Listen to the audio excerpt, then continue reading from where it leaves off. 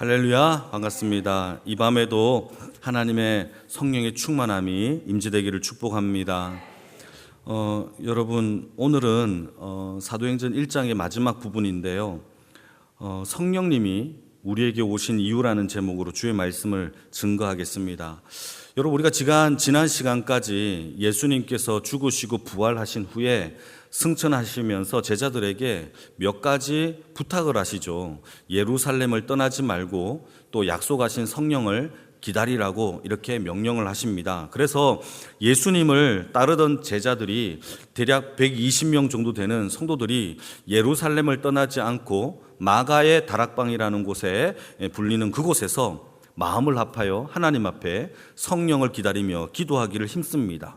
그런데 기도하기를 힘쓰는 중에 베드로가 갑자기 일어나죠. 오늘 본문에 베드로가 일어나서 형제들을 향하여 긴 연설을 합니다. 이 연설의 내용은 무엇이냐면 예수님이 살아계셨을 때에 12명의 제자를 예수님이 직접 간택을 해요. 그게 바로 예수님의 12제자이지 않습니까? 그런데 그 중에 한 명인 가룟인 유다가 예수님을 배신하고 스스로 목숨을 끊어 죽는 경우가 발생하게 되죠. 그래서 12명의 사도가 아니라 11명의 사도로 지금 있는데 베드로가 일어나서 뭐라고 얘기를 하느냐 하면 성경을 근거로 유다의 빈자리에 공석을 우리가 한 명을 채우자. 왜냐하면 같이 한번 읽어볼까요? 16절입니다. 같이 읽겠습니다. 16절 시작.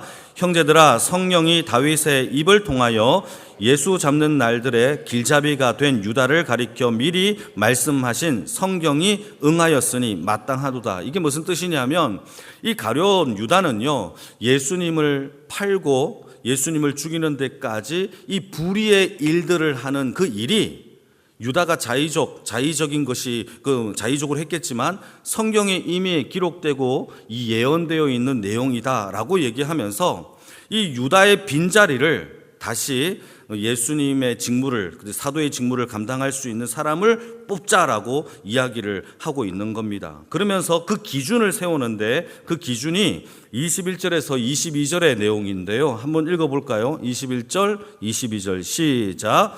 이러함으로 요한의 세례로부터 우리 가운데서 올려져 가신 날까지 주 예수께서 우리 가운데 출입하실 때에 항상 우리와 함께 다니던 사람 중에 하나를 세워 우리와 더불어 예수께서 부활하심을 정언할 사람이 되게 하여야 하리라 하거늘. 다시 말해서 그 빈자리를 세울 그 기준이 무엇이냐 하면 첫째, 세례 요한에서부터 예수님의 부활 때까지 예수님과 함께 다녔던, 예수님이 택했던 한 사람을 고르자. 이거 하나의 조건과 두 번째는 예수의 부활을 목도했던, 예수님의 부활을 직접 목격한 사람 중에 한 명을 뽑자. 이 두 가지 기준을 세우게 되는 겁니다. 그래서 120명의 사람들을 불러서 보니까 두 명의 사람이 이제 선정되어졌어요. 한 명은 유스도라는 요셉이라는 사람이고 또 한 사람은 마띠아라는 사람이 이제 뽑혀졌어요. 그리고 이 두 사람을 중앙에 마가의 다락방에 세워놓고 이들을 위하여 기도합니다. 하나님, 예수님께서 이 둘 중에 한 명을 사도로 택하여 주옵소서. 그리고 제비를 뽑는 거죠. 통에다가 두 가지 공을 넣어요. 그리고는 한쪽에는 표시가 되어 있고 한쪽에는 표시가 되고 있지 않죠. 두 사람이 이게 손을 넣어서 한 공씩 뽑습니다. 누가 뽑혔습니까? 마띠아가 뽑혔다라는 것이 오늘 본문의 이야기입니다. 26절입니다. 같이 한번 읽어볼까요? 시작. 제비 뽑아 마띠아를 얻으니 그가 11사도의 수에 들어가니라. 이게 바로 오늘 본문의 내용의 전부입니다. 자, 그러면 여러분 지금부터 조금 생각해 봐야 할 게 있는데, 여러분, 유한 목사는 사도일까요? 사도가 아닐까요? 되게 중요하죠? 유한 목사는 사도예요? 사도가 아니에요? 아니에요? 아니에요. 저는요, 사도가 아니에요. 사도에는요, 기준이 있어요. 예수님이 살아 계셨을 때에 대한 시대적 기준이 있죠. 예수님의 부활을 목격해야 되는 조건적 이 내용이 있어야 돼요. 그러나 저는요, 2000년 후의 사람이니까 그의 조건에 들어가지 않아요. 맞죠? 그러니까 사도라고 칭할 수 있는 사람은 12명밖에 없어요. 다른 사람을 아무 이름을 갖다 붙이면 안 되는 것이죠. 그런데 다만 예수님께서 간택한 사람 중에 이 12명이 사도가 되었는데, 문제는요, 예수님의 제자가 아닌 사람이 한 명이 더 사도가 돼요. 그 사람이 누구죠? 사도 바울이에요. 누가도요, 사도 바울을 사도로 인정해요.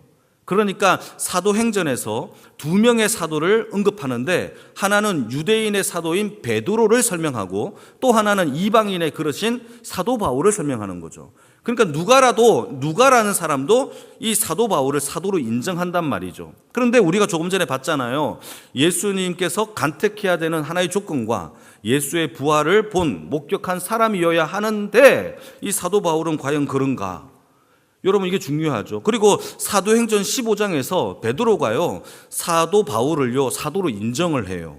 그러니까 사도 바울은 사도가 맞아요, 아니에요? 맞아요. 그 이유가 뭐냐? 여러분, 중요한 이유가 사도행전에서 설명을 합니다. 여러분, 이 사도 바울이 되기 전에는 청년 사울이었어요. 그가 다메섹 도상에서 예수님을 믿는 자들을 핍박하기 위하여 가는 도중에 누구를 만나느냐? 부활하신 예수님을 그가 만납니다. 그리고는요, 그 자리에서 예수님이 부활하신 그 예수님을 만난 자리에서 이 사울이라는 청년을 예수님이 간택하여 이방인의 그릇으로 불러요. 그러니까 부르심의 조건이 하나에 합당하죠. 두 번째, 부활하신 주님을 그곳에서 목격을 하죠. 그러니까 사도 바울도 두 가지 조건이 충족이 돼요. 그래서 15장에서 보게 되면은 이 사도 베드로가 이걸 인정하고 그를 이방인의 그릇의 사도로 인정하는 사건이 벌어지게 되는 겁니다. 그러니까 사도라는 직분은요, 한정적인 직분이에요. 돌아가신 이후에는 사도라고 칭할 수가 없죠. 그래서 예수를 믿는 많은 무리를 가리켜서 이제는 사도라는 이름을 칭하지 않고 뭐라고 칭할까요? 제자라고 칭해요. 이게 바로 디사이플즈예요. 제자라고 칭해요. 한번 읽어볼까요? 사도행전 6장 2절이에요. 같이 읽겠습니다. 시작. 12사도가 모든 제자를 불러 이르되 우리가 하나님의 말씀을 제쳐놓고 접대를 삼는 것이 마땅하지 않다. 12명의 사도가 있고요, 또 나머지 제자들이 있어요. 6장 1절에는요, 예수를 믿는 제자들이 많아졌다라고 기록하고 있어요. 그러니까 이때로부터는요, 예수를 믿는 사도와 그의 제자들을 구분하여 설명을 하고 있는 거예요. 저와 여러분들은 예수의 제자입니다. 예수를 따라가는 그 길을 갈아가는 주의 백성의 제자인 줄 믿으시기를 축복합니다. 자, 그러면 예수님이 우리에게 성령을 기다리라고 했는데, 성령을 기다린 이유가 뭐냐? 다시 한번 공부해 보면 사도행전 1장 8절 말씀에 뭐라고 되어 있느냐면, 성령이 너희에게 임하시면 너희가 권능을 받고 사마리아와 땅끝까지 이르러 뭐가 된다고요? 증인이 되는 거예요. 다시 말해서 우리가 능력받아 어떤 일을 하기 위함이 아니라 예수의 부활의 증인이 되기 위하여 저와 여러분들에게 하나님이 성령을 주셨다라는 사실이에요. 그러니까 증인의 삶이 없으면, 예수를 증거하는 삶이 없으면 성령의 삶도 없는 거예요. 중요해요. 성령을 우리에게 주신 이유는 우리가 능력을 받아 무엇을 하느냐? 증인의 삶을 살아가는 거예요. 증인의 삶이 없으면 성령의 삶도 없다라는 거죠. 여러분 기억하십니까? 사도행전을 기록할 때에 누가가 사도행전에서 가장 중요하게 여기는 한 단어가 있다라고 제가 언급을 했어요. 그래서 사도행전 첫 단어와 마지막의 단어가 똑같은 단어로 시작해서 똑같은 단어로 끝난다라고 얘기했는데, 그게 뭐죠? 하나님의 나라예요. 하나님의 나라. 사도행전을 통하여서 누가는요, 우리에게 이 성령을 통하여 하나님의 나라를, 그 일들을 우리에게 보여주시고 이루시고자 성령을 부어주셨다라고 성경을 설명을 하고 있습니다. 자, 그러면 질문 하나 해볼게요. 성령님을 우리에게 주시고 우리가 증인의 삶을 살아가는 모든 문제에 있어서 하나님의 나라에 우리가 할 수 있는 일이 있어요, 없어요? 물어보는 거예요. 하나님의 나라에 우리가 성령을 받고 증인의 삶을 살아가면서 하나님의 나라를 위하여 뭔가 할 수 있는 일이 있어요, 없어요? 한번 물어보는 거예요. 있을 거라고 생각하고 또 없는 분도 있는데 한번 읽어보겠습니다. 사도행전 14장 2절에서 3절 말씀을 같이 한번 읽어보실게요. 시작. 내 아버지 집에 거할 곳이 많도다. 그렇지 않으면 너희에게 일렀으리라. 내가 너희를 위하여 거처를 예비하러 가노니 가서 너희를 위하여 거처를 예비하면 내가 다시 와서 너희를 내게로 영접하여 나 있는 곳에 너희도 있게 하리라. 예수님이 부활승천하신 후에 어디로 가느냐 하면 하나님의 나라로 가서 거기에서 무엇을 하느냐? 우리를 위하여 예비할 처소를 준비하시겠다라는 거예요. 자, 그러면 하나님의 나라에 우리가 거할 처소에 우리가 할 수 있는 일이 있어요, 없어요? 물어보는 거예요. 없잖아요. 우리가 하나님의 나라에 올라가가지고 사다리 타고 올라가서 뭔가를 만들어 놓고 내려올 수 있어요, 없어요? 없어요. 자, 그러면 하나님의 나라는 우리가 만드는 것이 아니라 어떤 나라인가? 이것도 한번 읽어볼게요. 마태복음 25장 34절입니다. 같이 읽겠습니다. 시작. 그때에 임금이 그 오른편에 있는 자들에게 이르시되 내 아버지께 복을 받을 자들이여 나와 창세로부터 너희를 위하여 예비된 나라를 어떻게 하라? 상속받으라. 하나님의 나라는 우리가 만들어가는 나라가 아니라 상속받을 나라예요. 그러니까 저와 여러분들이 하나님의 나라에 대하여 뭔가 일을 해서 만들어서 얻어내는 것이 아니라 아들이면 성령이 임한 주의 백성이면 하나님께서 공짜로 주는 나라가 상속받는 것이 하나님의 나라예요.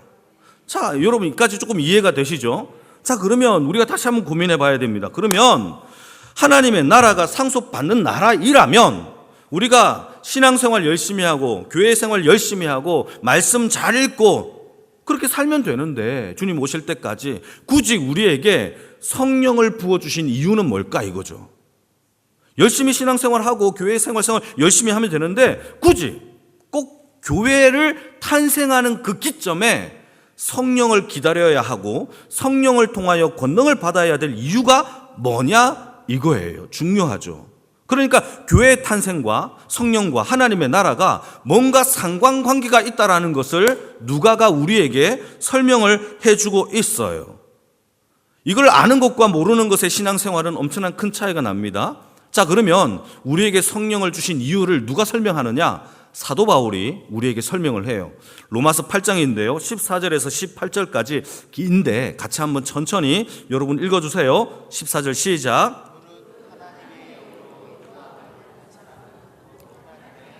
무릇 하나님의 영으로 인도함을 받는 사람을 뭐라고 부르죠? 하나님의 아들이라. 성령이 있는 자를요, 하나님의 아들이라. 15절 시작. 너희는 다시 무수하는 종의 영을 받지 아니하고 양자의 영 성령을 받았으므로 우리가 하나님을 아빠 아버지라고 부르짖느니라. 16절 시작. 성령이 친히 우리의 영과 더불어 우리가 하나님의 자녀인 것을 우리가 자녀인 것을 누가 증언한다? 성령이 증언해요. 여러분, 성령 없으면 우리가 하나님의 자녀이고 상속받을 수 있어요, 없어요? 없어요. 다 무용지물이에요. 17절 시작. 자녀이면 또한 상속자, 곧 하나님의 상속자요 그리스도와 함께 상속자니 우리가 그와 함께 영광을 받기 위하여 뭣도 받아야 돼요? 고난도 함께 받아야 하느니라. 여러분, 우리는요 상속자로 생각할 때에 하나님의 나라의 영광만 상속받을 거라고 생각해요. 그러나 성경 그렇게 말하고 있지 않아요. 우리가 받아야 할 상속은요 하나님의 나라의 영광뿐만 아니라 그리스도가 걸어갔던 그 고난의 아픔도 상속자로 받아야 돼요. 우리는요 고난은 받지 아니하는 좋은 것만 받으려고 하는 반쯤짜리 상속자일 경우가 많아요. 그러나 그렇지 않습니다. 여러분, 고난도 함께 받아야 돼요. 그래서 18절 생각건대 현재의 고난은 장차 우리에게 나타날 영광과 비교할 수 있어요, 없어요? 그래서 성령님이 오신 거예요. 여러분, 이 땅에 고난이 있어요. 그걸 상속자로 우리가 함께 받아야 돼요. 그 고난 가운데 이길 수 없기 때문에 그와 같은 저와 여러분들을 위하여 성령님이 우리 안에 임재되어 지신 이유예요. 성령을 받아 병 고치고 성령을 받아 능력받고 성령을 받아 빠라빠라 하는 그런 게 아니에요. 교회를 부흥시키기 위하여 성령의 능력을 받아서 내가 유명해지는 것이 성령의 목적이 아니에요. 성령을 받아야 되는 그 이유와 목적은요 그리스도의 영광과 함께 고난도 함께 받아야 되기 때문에 우리 안에 말할 수 없는 탄식과 나약함을 돕고 우리가 갈 바를 모를 때에, 기도할 바를 모를 때에 기도하게 하는 내 안에 참된 주인이신 성령님이 임재되어진다라고 이야기하는 거죠. 그래서요, 사도행전 전체를 보시게 되면 사도들이 복음을 받고 예수 그리스도로 말미암아 말씀을 받고 성령을 기다려 사도로서의 삶을 살아갈 때에 복음의 증인의 삶을 살 때에 꽃길만 그러느냐? 안 그래요. 사도행전의 전부의 내용을 자세히 보시게 되면 꽃길이 아니라 고난과 핍박과 아픔과 박해를 받았어요. 그게 사도행전의 내용이에요. 그러니까 우리는요, 하나의 이면만 생각해요. 영광과 좋은 것, 꽃길만 생각하는데 사도행전과 주의 백성들이 살아가야 할 모든 삶의 여건 가운데 악한 마귀가 우리를 공격하여 넘어뜨릴 때마다 핍박과 아픔과 위기 속에서 우리의 나약함을 도우시는 하나님께서 우리 안에서 돕고 일하시기 위하여, 그 나라를 만드시기 위하여 우리 안에 성령님이 임하셨다라고 사도 바울은 우리에게 말해주고 있다라는 사실입니다. 성령님이 우리 안에 임하시면 죄와 싸워야 돼요. 우리 안에 있는 세상의 것들을, 불순물을 제거해 나가야 돼요. 안목의 정욕을 벗어야 돼요. 육신의 정욕을 버려야 돼요. 이생의 자랑들을요, 가위로 다 잘라 버려야 돼요. 할 수 없어요, 우리가. 그래서 성령님을 우리에게 선물로 주신 거예요. 돈의 가치보다 하나님의 가치를 더 사랑해야 되는데 우리는 돈 때문에 흔들려요. 하나의 종교 때문에 흔들려요. 여러분, 이 세상의 모든 것들에 중독에 빠지며 거기에 흔들리는 나약한 우리의 인생을 불순물을 빼가면서 하나님께서 만드시고자 하는 하나님의 거룩한 나라를 위하여 성령님이 저와 여러분들에게 주셨다라는 것이죠. 한번 읽어볼까요? 로마서 8장 26절입니다. 같이 읽겠습니다. 시작. 이와 같이 성령도 우리의 연약함을 도우시나니 우리는 마땅히 기도할 바를 알지 못하나 오직 성령이 말할 수 없는 탄식으로 우리를 위하여 친히 간구하시느니라. 우리의 연약함, 우리의 나약함, 우리의 죄성들을 탄식하며 우리를 하나님의 거룩한 백성으로 만들기 위하여 하나님이 선물로 주신 게 바로 성령님입니다. 성령 없이 여러분 교회 안에서의 역사가 일어날 수가 없어요. 여러분, 성령님은 우리 안에 들어와서 우리를 일꾼 만들어서 일시키기 위해서 오신 게 아니에요. 오시면 제일 먼저 병든 자, 내 안에 있는 마음의 이기적인 생각, 이런 판단들을 고치기 위하여 우리 안에서 싸우시는 분이 성령님이세요. 성령에 순종하는 주의 인생이 되기를 축복합니다. 자, 그러면 질문입니다. 지금까지 다 따라오셨으면 아멘. 자, 그러면 이제부터 좀 중요한 얘기가 나와요. 자, 그러면 성령님이 우리 안에 이기적인 생각, 병든 마음을 왜 고칠까요? 성령님이 각각의 여러분들과 저의 마음속에 이기적인 생각, 병든 자아, 이런 모든 죄악들, 이생의 자랑, 이 모든 것들을 다 과위로 잘라내며 모든 걸 불순물을 제거하며 이렇게 하는 이유가 뭘까요? 그 이유가요, 교회 만들기 위해서예요. 저와 여러분들이 하나님의 거룩한 성전 만들어가는 거, 그게 성령님이 하시는 일이에요. 여러분, 다시 여러분 안에 성령님이 교회의 연합과 하나가 되기 위하여 일하시는데 동참하지 않는다면 여러분 성령을 모독하는 거예요. 성령님은 딴 게 아니에요. 우리 안에서 나 혼자 능력받아서 놀라운 능력을 행하는 정도가 방언받아서 혼자 방언 기도하는 게 아니에요. 성령의 임재는요, 교회와 하나님의 나라와 연관관계가 있다니까요. 나 혼자 잘 사는 게 아니에요. 혼자 능력받아 혼자 잘나는 것이 절대 아니에요. 그러면 안 돼요. 교회는요, 여러분, 우리가 고침과 연합되어 하나님의 나라를 만들기 위한 교회를 세우기 위하여 성령을 부어주셨다라는 게 성경의 이야기예요. 에베소서가 우리에게 정확하게 설명합니다. 2장 20절에서 22절 같이 읽겠습니다. 시작. 너희는 사도들과 선지자들의 터 위에 세우심을 입은 자라. 그리스도 예수께서 친히 모퉁이 돌이 되셨느니라. 그 안에 건물마다 서로 연결하여 주 안에서 성전이 되어가고 너희도 성령 안에서 하나님이 거하실 초소가 되기 위하여 그리스도 예수 안에서 함께 지어가요. 혼자 지어가는 게 아니에요. 성령님이 우리 안에 오셨다면 함께 지어져 가는 것이 교회예요. 교회는요, 사도들과 선지자들의 가르침 위에 세워졌고 주춧돌, 이게 모퉁이 돌과 똑같은 거예요. 주춧돌이 그리스도이시며 우리가 그리스도를 나의 구주로 고백할 때에 성령의 영, 양자의 영이 우리 안에 임재하셔서 우리 안에 불순물을 제거하시는 거예요. 이 불순물을 제거하는 방법이 하나님이 저와 여러분들에게 주신 방법이 연단과 고난, 영광과 함께 고난도 함께 상속받는 거수를 통하여 하나님의 불순물, 하나님 앞에 거룩한 이 백성들이 되어져 가는 거예요. 핍박과 아픔과 위기가 있어요. 여러분, 하나님은 우리에게 이렇게 진리의 사람으로 만들어 가시기 위하여 연단과 힘듦과 위기와 아픔이 있어요. 다 질문. 교회 안에서요, 연단이 없는 교회는 없어요. 아픔과 부딪힘이 없는 교회는 이 세상에 존재하지 않아요. 그게 없으면 교회가 안 돼요. 그걸로 통하여 내가 부서지고 하나님 앞 불순물이 빠져나가는 그 과정 속에서 다시 말해 순수한 하나님의 정금같이 되어지는 과정이에요. 하나님의 방법이에요. 참아야 돼요. 인내해야 되죠. 그게 얼마나 영광스러워. 혼자 할 수 없어서 성령님이 우리 안에 고아와 같이 버려두지 아니하시고 성령을 부어주셨어요. 세상의 가치를 성령의 불로 태운 우리 한 사람 한 사람, 오늘도 고난과 연단 가운데 그 아픔 가운데 이겨낸 한 사람 한 사람을 성령님이 연결해요. 마치 본드, 시멘트처럼 벽돌을 붙이는 것처럼 성령님이 이 중간에 세멘트가 되어서 우리를 이렇게 붙여주시는 게 성령님이에요.